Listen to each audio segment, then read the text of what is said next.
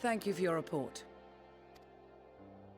We shall inform the troops of these developments, and instruct them to proceed with the utmost caution should they encounter any survivors. Allow me to go and speak with the ones at the victor's spoils. They may be more willing to listen to a fellow Garlean and accept our offer of assistance. I pray you are right.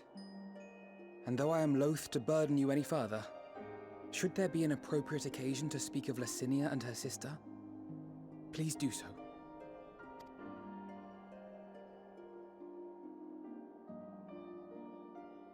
I am sorry to have put you through this. My distress is nothing compared to their suffering. So tell me, what else have we learned?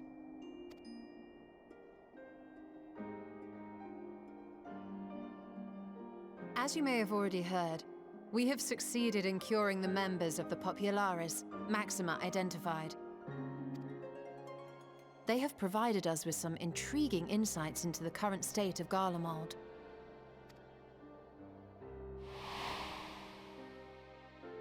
The assassination of Emperor Varus was the catalyst for the civil war. Nerva declared his claim to the throne, and his opponents refused to recognize it. Fighting broke out in the capital, where Nerva's Third Legion clashed with the First, who remained loyal to Varus even after his death. Of course, even Imperial warmongers would balk at the idea of turning their shining city into a battleground. Like burning down the wood to spite the wasps. Neither side would be so mad. Unless something or someone inflamed their animosity to such an extent that they could not help but act against their better judgment.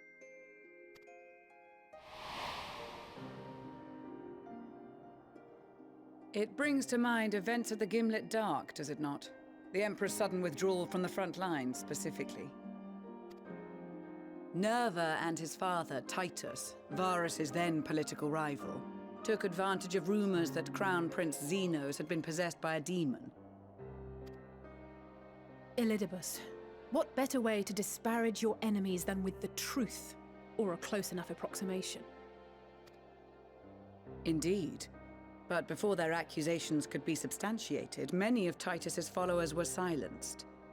While some were merely stripped of their status, others died under curious circumstances. One after another, suddenly and suspiciously. Again, Elidibus. Like as not, he had a hand in it. No evidence was found to implicate Varus, certainly. Nevertheless, Titus, Nerva, and the Third Legion would have judged it a brazen attempt by the Emperor to rid himself of his political enemies. And then, in the midst of this growing turmoil, Varus Sosgalvus is murdered. And Garlemald's own prodigal son, Gaius van Belsar, is named the murderer. Shortly thereafter, Nerva claims the right of succession, and in response, the First Legion claims the assassination was part of a coup d'etat orchestrated by Titus and Nerva.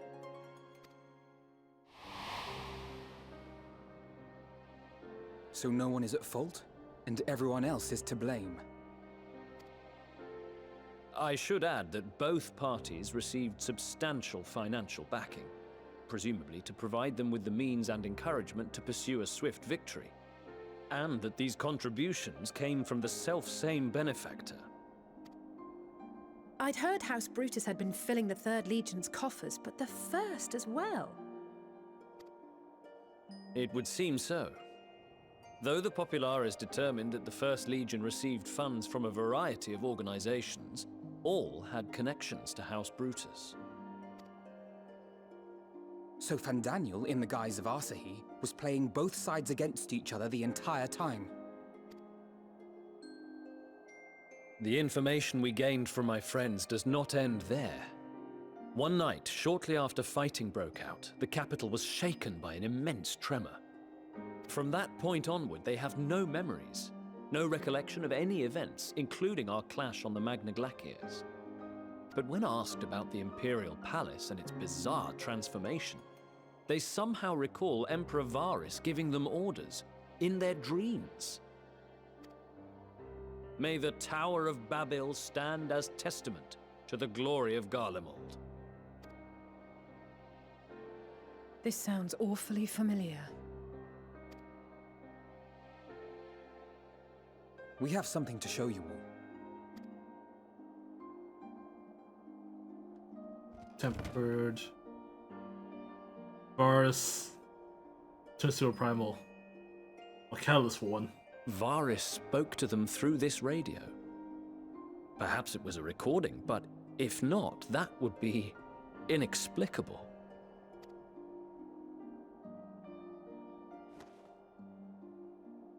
We are of one mind, then.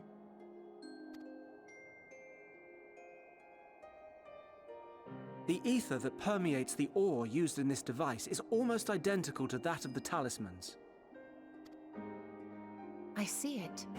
While it is likely more by coincidence than design, these devices might also ward against a primal's influence.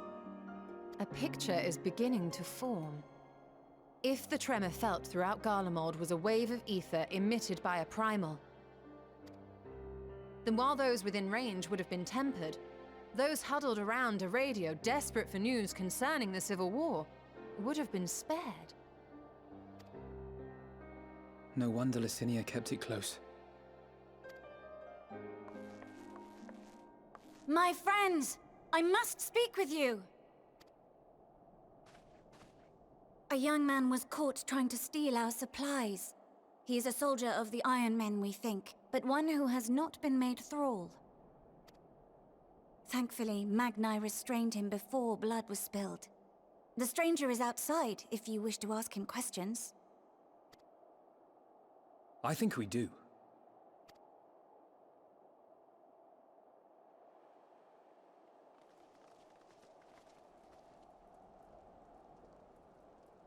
Who do we have here?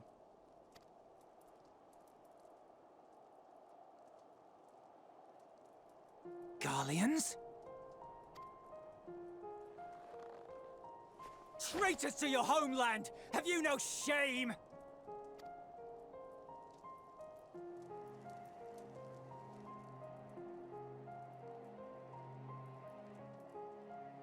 I am Lucia Junius, a Temple Knight of Ishgard. And you are? Iulus Pier Norbanus. And that's all you invaders will get from me. We are not here to invade Garlemald. Far from it. Like you, our allies in Eorzea and the Far East fight in defense of their lives and their loved ones even as we speak. But it is the people of Garlemald who have suffered most. This we know. And that is why we have come to offer you our aid, that we may unite against our common foe.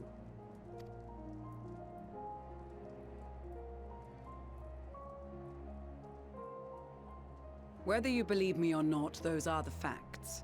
Now, answer me this. Why would a proud soldier of the Empire be reduced to stealing? The situation must be dire indeed for you to go to such lengths. If it is supplies you seek, we would gladly share ours, or turn a blind eye while you leave with your spoils.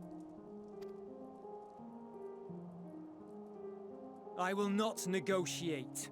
My commander will determine how to deal with you and yours. If you wish to treat with him, I will take you, but no more than 3. I don't much like the sound of that. But if we do accept his proposal, I suggest the 2 of us and...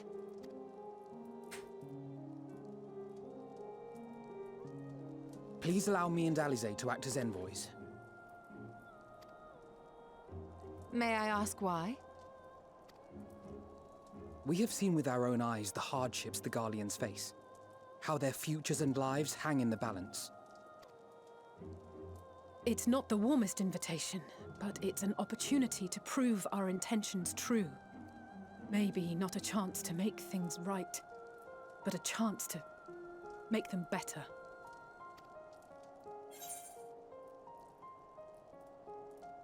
What you want to say if I let you 2 go by yourselves?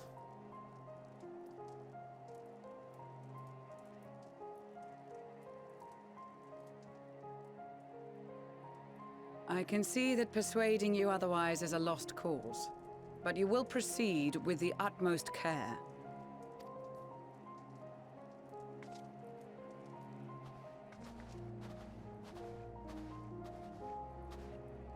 A couple of children and what? A sellsword? Is this an insult? Not in the least. You will find that they are more than qualified to speak on our behalf. There are many dangers on the road ahead. I will need that back.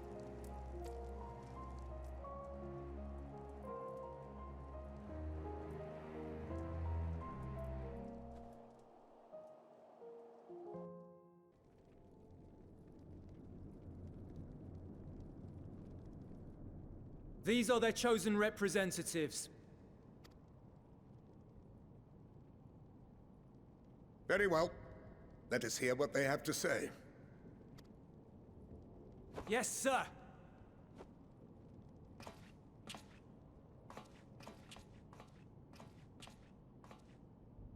I present to you our commander, Lord Quintus Vankina, Legatus of the First Legion. The first? I had no idea you had survived.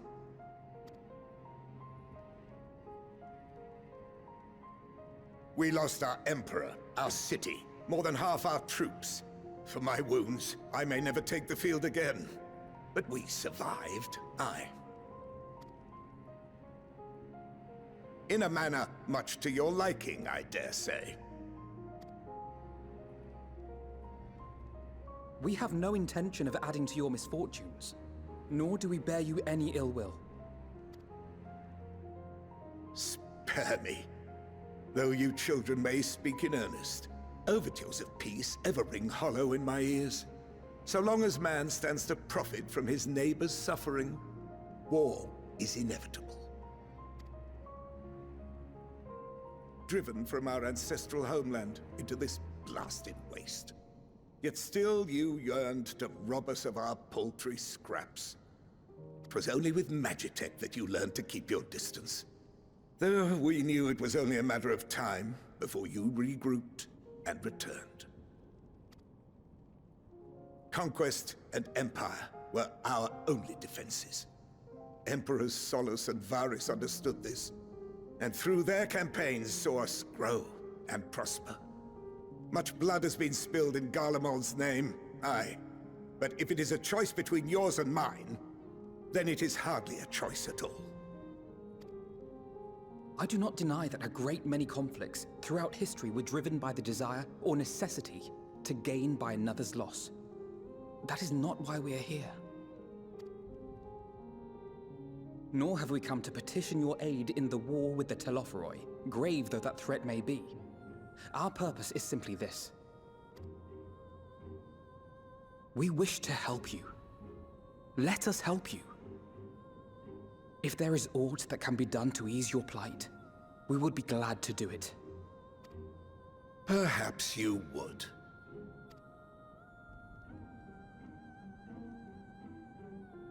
But regardless of the ideals you espouse, your leaders would not send an army into Garlemald if they did not stand to benefit.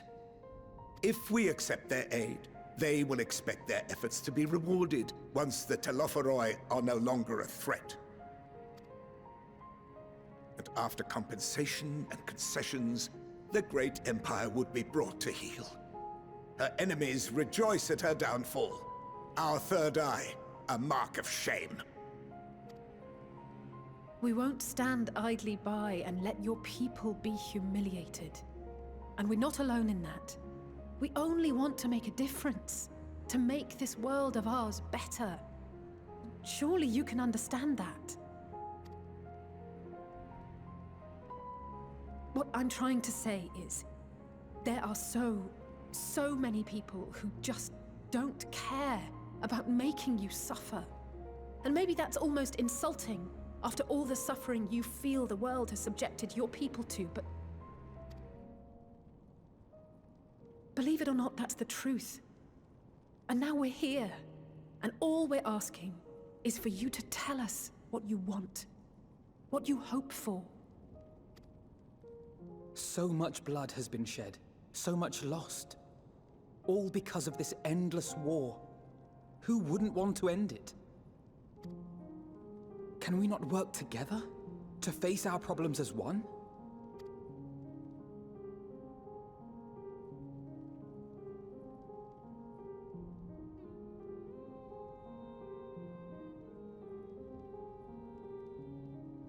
Answer me this, young peacemakers. If a world without conflict is your desire, why reject the unity and prosperity of Garlemald?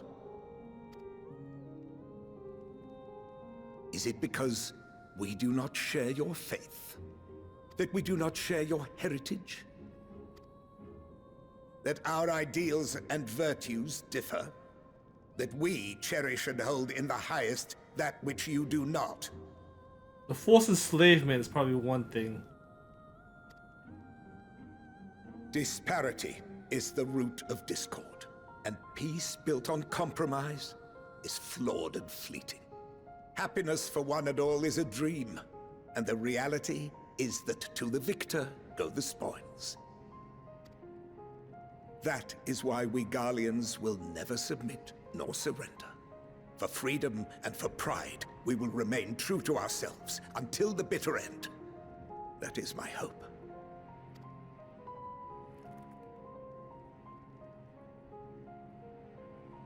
It seems there is nothing more to say on the matter.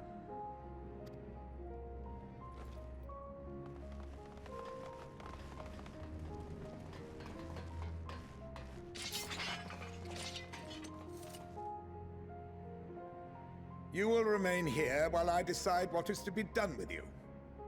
Do not be alarmed. No harm will come to you if you cooperate. Like I can't bust my way out of this.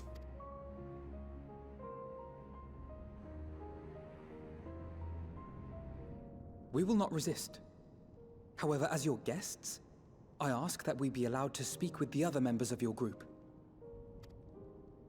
As you wish.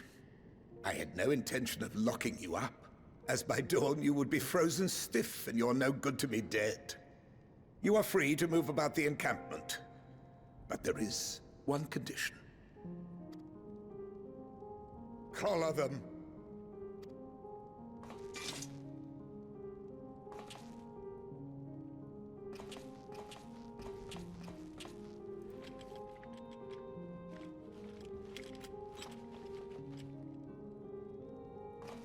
What are these? Bomb collars. Incentive. You'll be watched at all times. Stray too far or act suspiciously, and we will administer a rather painful shock. Stop. Keep away from that one.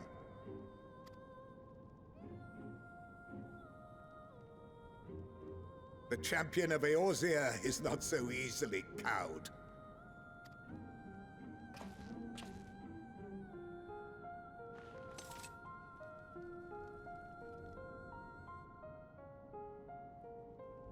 Even if he allowed himself to be collared, the shock would be no more than an itch. No. If he refuses to obey, we will activate the twins' restraints instead.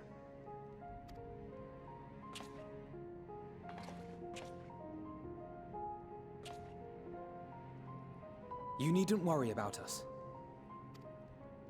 We'll forget we're even wearing them soon enough. Even now, you still... Why go to such lengths? What is it all for? In the most bitter adversary may one day see reason. The coldest darkest night, you drew maybe you must share the warmth of our fire.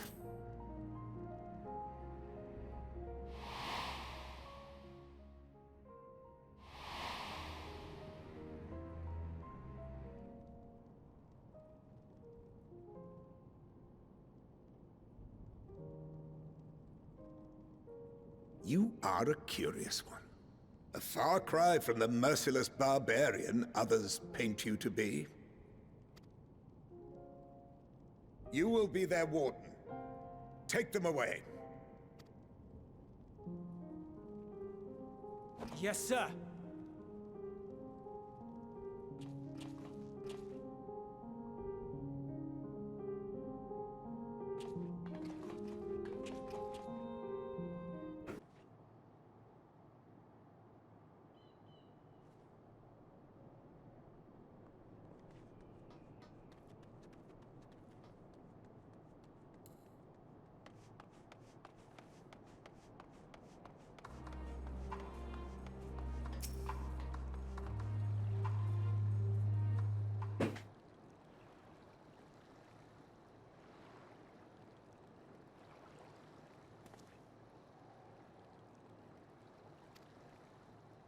No luck.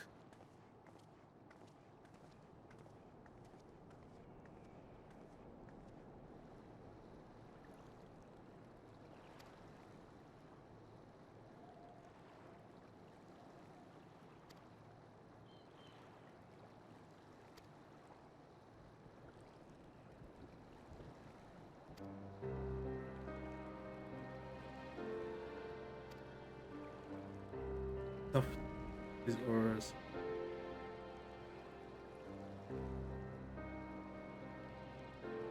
We wait for all of it.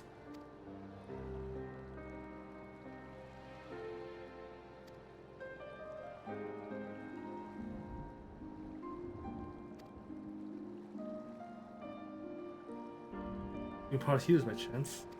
And since it's still wet,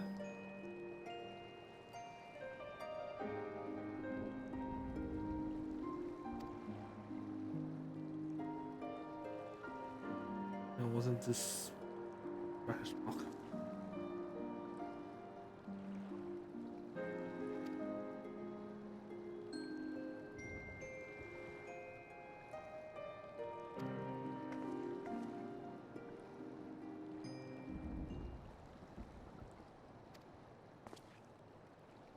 Over the skills they saw it, but first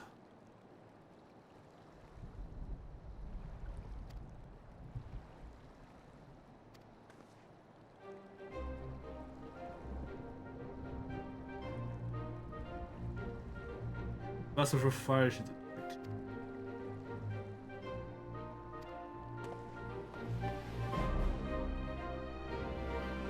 You're in there, are you?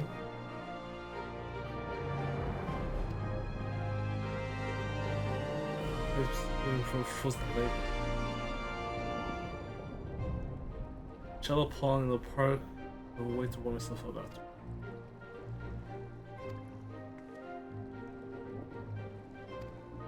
I'm going in. Little friendly competition might make things interesting. Last thing you need is you catch your clothes. I'll drink the pond dry. That way we'll find in no time. Zhao Zace, so knowing her, she likes competition.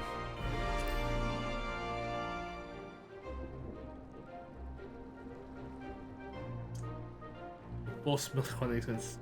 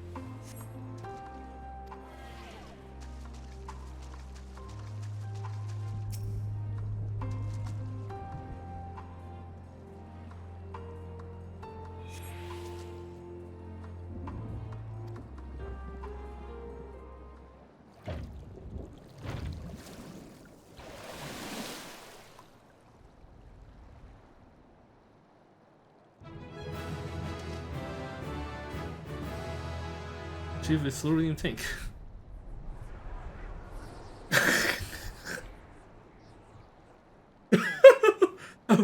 Your grand scurry came at a personal cost as you become aware of the freezing cold and the rancid odor emanating from every film of your body. Julius would dull if you go to pinch his nose shut You deliver to your prize.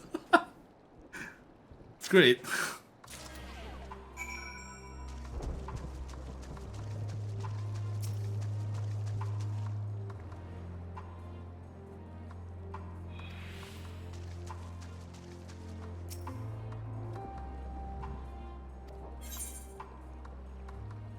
Let's ruin tank.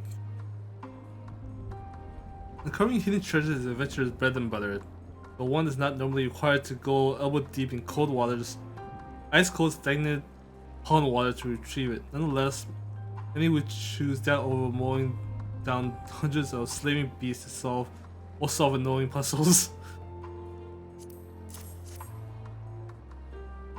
Cheeky writing.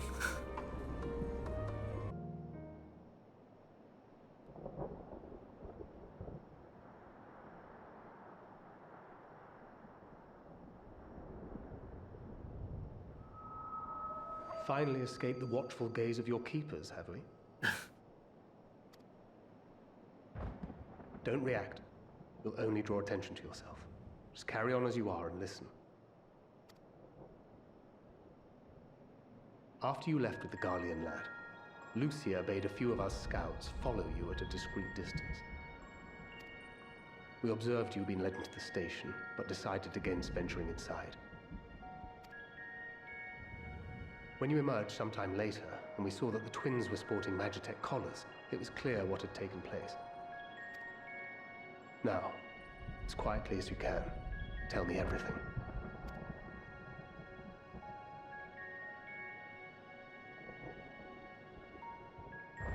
The Legatus himself, eh? Now there's a surprise.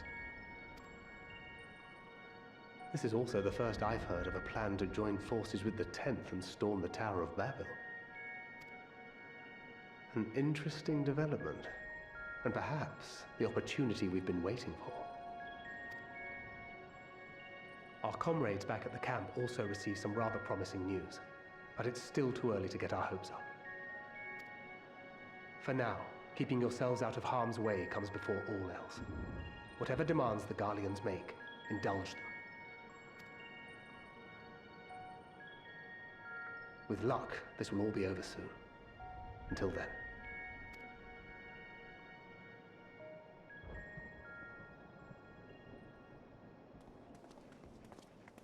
They had not gone far. We searched high and low, but no luck, I'm afraid. I might have guessed you'd be the only one to find anything. I wasn't expecting much to begin with. Eventually, there will be nothing left out here for us to safely salvage. For now, this will have to suffice. We should return to the station.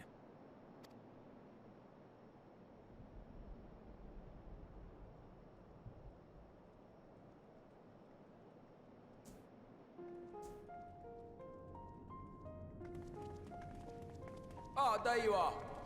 Heard you'd gone hunting for ceruleum above ground. Brought back a king's ransom? Hardly. But thanks to these three, we have enough to last a little while longer. Well, well. It's not at all as I was expecting, these ones. For savages, they seem positively docile.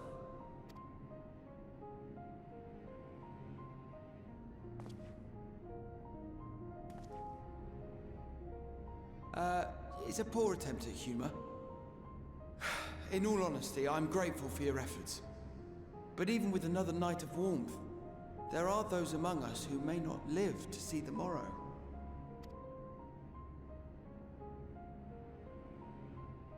I trust your expedition was fruitful.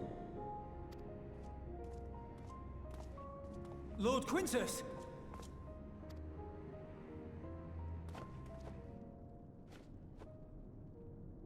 Use what you procured to refuel the armor.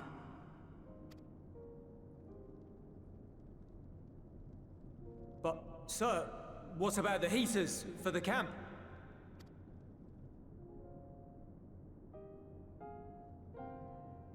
The time for action is upon us.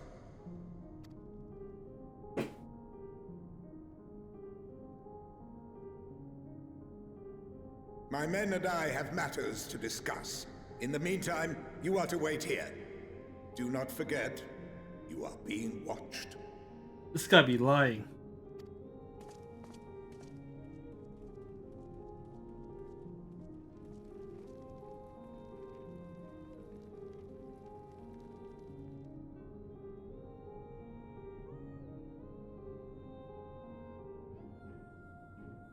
The time for action. What did he mean by that? I can only speculate. Clearly something requiring their magitech, given what we just heard. Whether they plan to utilize it now, or after they join with the 10th, is another question.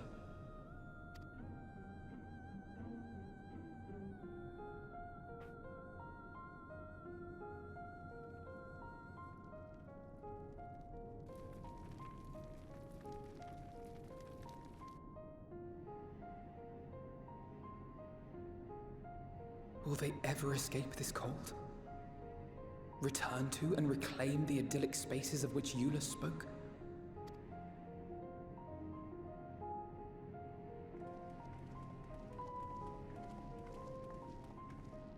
Finished your war, Council?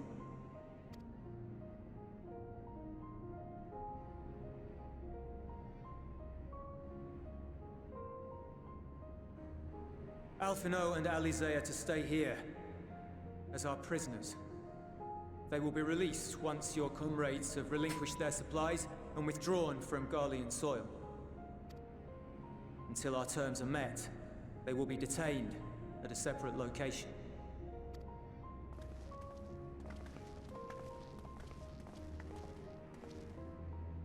After everything we've said and done, this is how you treat us. Our allies have but limited supplies. They may stave off cold and starvation for a short while, but what then?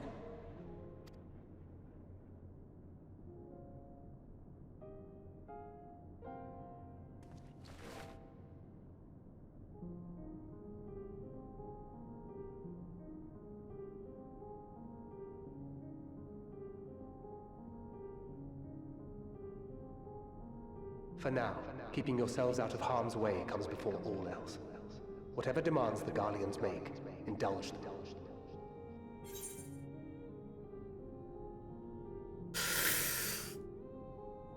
I think we'll be alright. Have faith.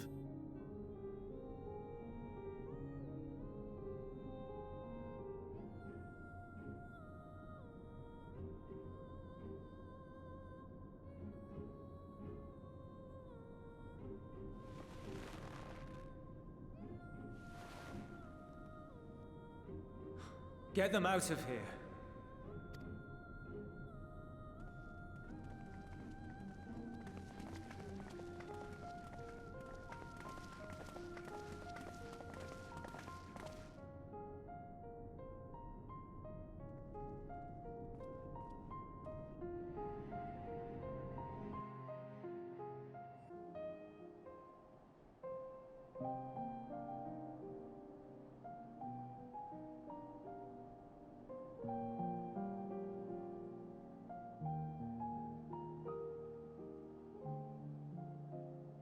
This is my home. Our home. At least it was, until that night. I was with Lord Quintus when the capital fell, and thus spared. My family, who did not own a radio, were less fortunate. When dawn came, I made my way here. My parents, my little brother and sister, they were still inside. But they weren't themselves, and they tried to. And I had to.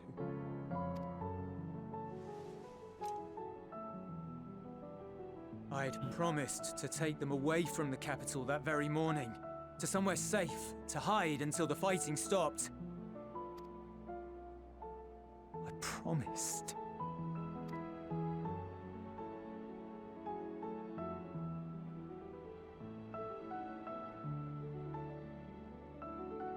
The Garlean flag.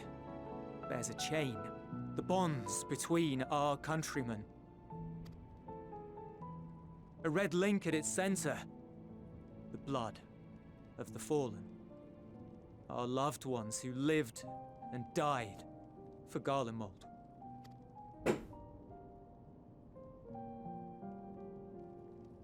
But if she too fell, who would be left to remember them and their sacrifice?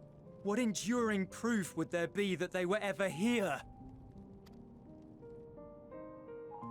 If we had turned to your gods, would they have saved us?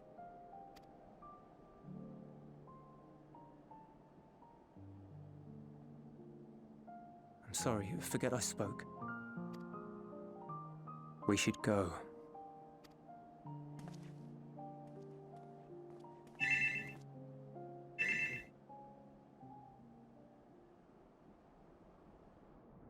That was quick. Right. It's no use. Yeah, this is close. Yeah.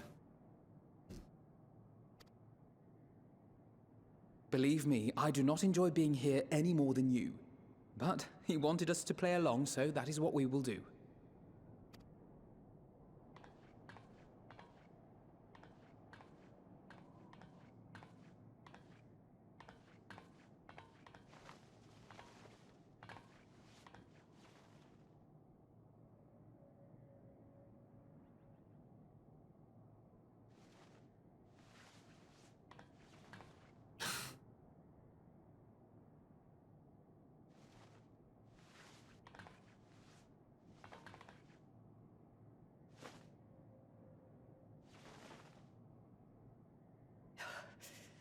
So cold.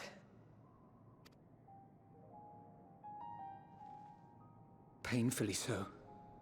Unbearably.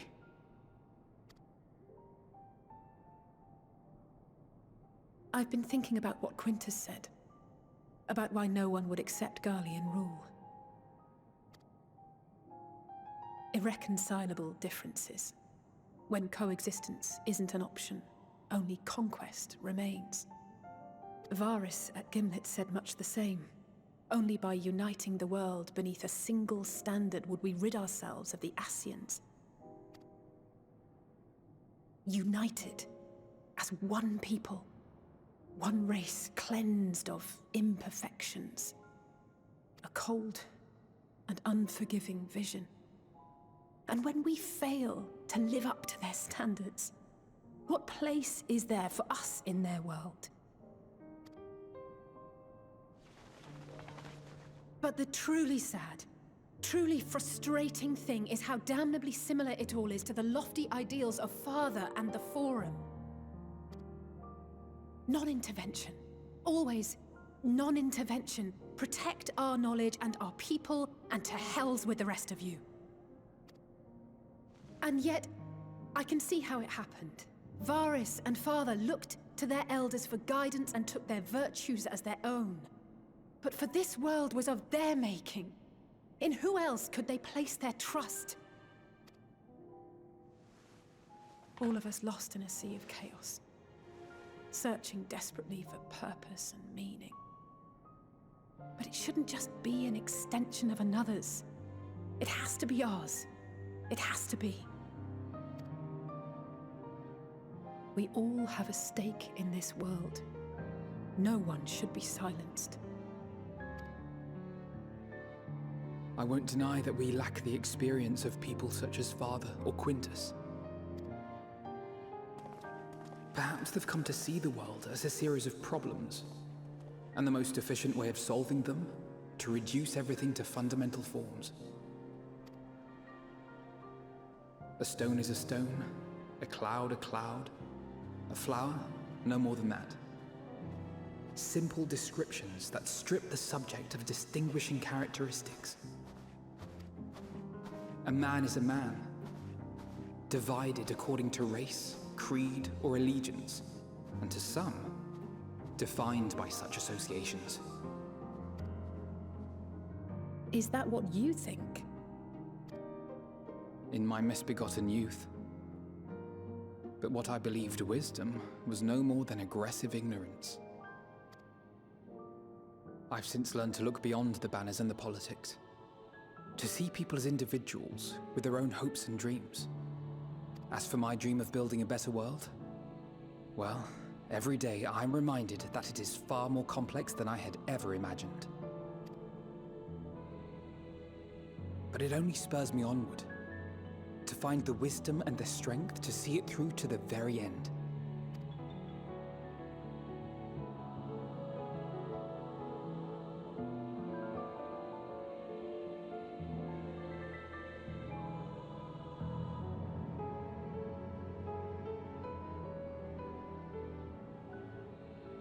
All of our supplies and an immediate withdrawal.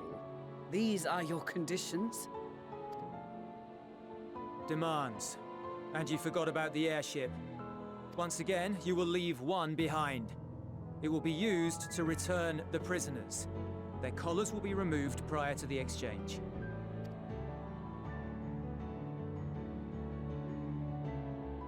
So in the end, not even Father's expertly worded rhetoric could deter you from your chosen course. Huh? Not that I thought for a moment that it would. I've no love for violence, of course, but ours is a cause worth fighting for. I just wish he'd realize it too. Sometimes the only way to protect the ones you love is to take a stand. To refuse to suffer in silence. I want you to know I share your conviction. Whether it be on the battlefield or in the debating chamber, I won't back down.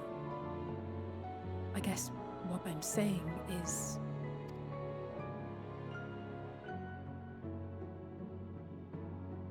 You've found your own reason to fight. Yes. Yes, I have. God's willing, there will come a day when we can finally lay down our arms, and there will be peace. But not until the Telophoroi have been defeated once and for all. And you, brother, will have a vital part to play. By your words and deeds, you'll lead the way. I pray I am up to the task. There'll always be naysayers. Those who think us fools for even trying. It's easy for learned elites to criticize earnest efforts and assert their moral superiority, all without offering alternatives.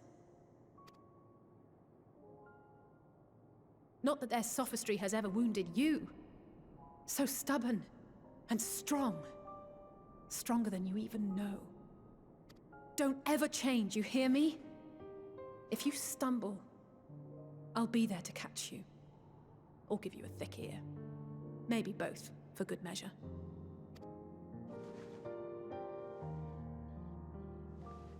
Thank you, Alice.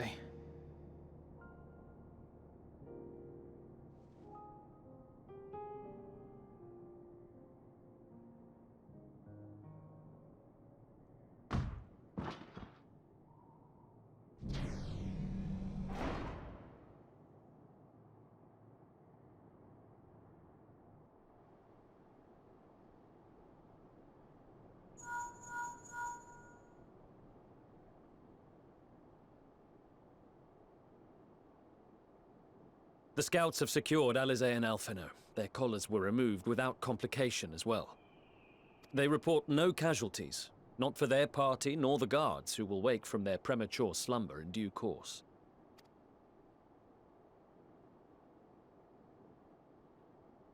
It would appear the situation has changed. I propose new terms. We have information that will be of great interest to Lord Quintus, and I wish to speak with him in person.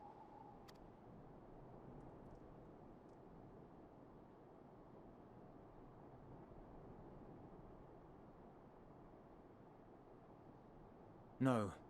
In the event you rejected our first proposal, we came prepared with a second.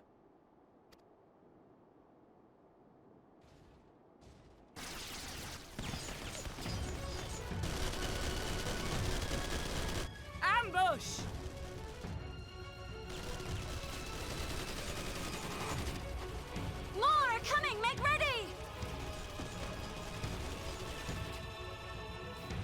We, the loyal soldiers of the First Legion, proud servants of Garlemald, of the fallen Emperor Varys, shall safeguard these lands from the barbarian hordes until our countrymen return!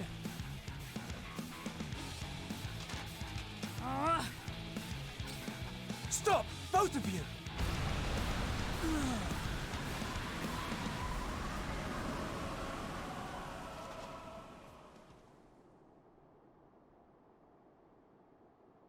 This child may be the worst emissary I have ever seen.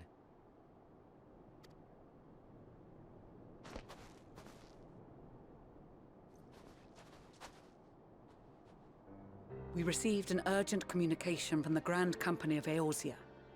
Envoys from the Imperial Army, led by members of the 10th Legion, came to Alamigo and requested an audience. They explained that their efforts to coordinate the reclamation of the capital with the aid of the 4th, 5th, 8th, and 12th had ended in failure. Communication between most legions has broken down entirely. Most of the 10th's conscripts have deserted, leaving their forces severely depleted. That is why, unable to continue the fight on their own, they and their allies turned to the Grand Company of Eorzea for aid. Lies! Every word! It is the truth, and I have not finished. The 10th has requested that we deliver a message to Lord Quintus. Have the ill stand down.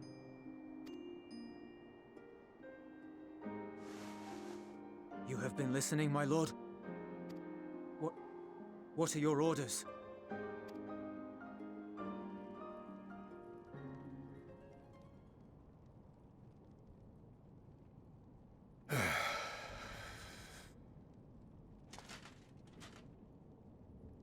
Inform her that we will honor the 10th's decision.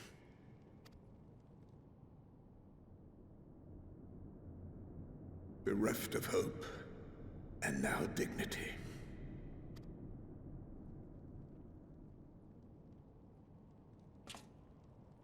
I release you from your duty. All of you.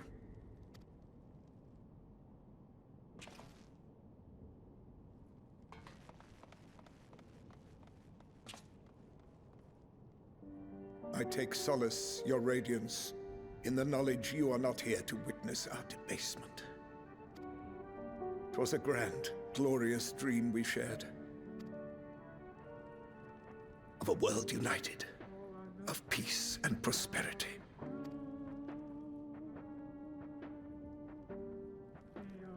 We are ghosts, you and I, memories of days gone by. Bonds forged in blood that I will not see tarnished. Oh.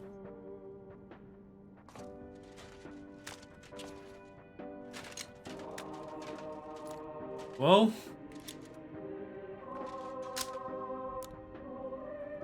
Prideful fools.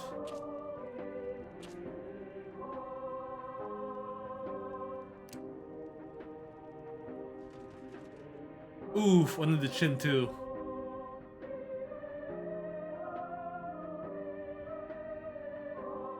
And on the flag. Quickly! We have to reach the station before it's too late. If there is still a chance that Quintus will agree to a truce, we must take it. I just hope we get there before he and his men do something rash.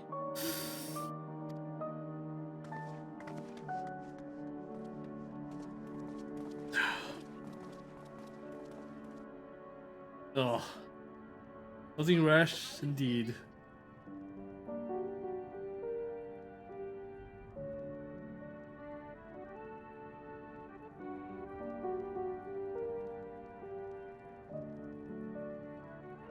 Prideful fools.